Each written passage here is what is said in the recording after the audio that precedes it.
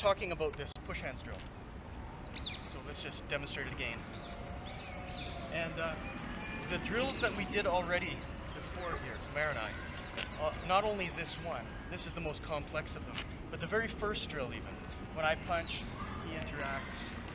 When he punches, I interact. You're going to notice something when you do this with people, and that's that your pinky finger is actually going to be one of the most sensitive, those are segues, can you believe that? The most sensitive part of the body when you're doing martial arts, and it's actually how we interact with reality.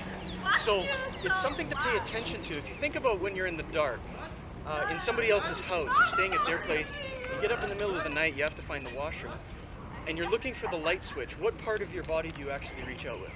It's always here. This is how you interact with the world. This is how you're not sure about things and you're trying to discover something.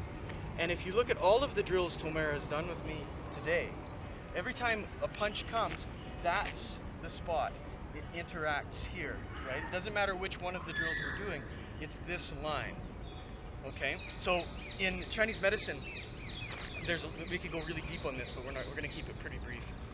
Different meridians are used for different ways of interacting with reality. So for instance, the front of the body can be called Yang Ming, the brightest yang, and it's the energy of eating, right? It's the energy between the palms. It's one of the reasons that martial artists tend not to go between their enemies' palms, because it puts them in that eating place.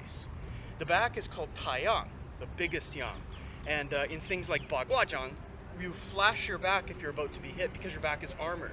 This is what we show the world when we're afraid, when we're concerned of something. And if you think about when you sit at a campfire, you sit and you eat the flames, right? You eat the warmth, and your back shields you from the cold.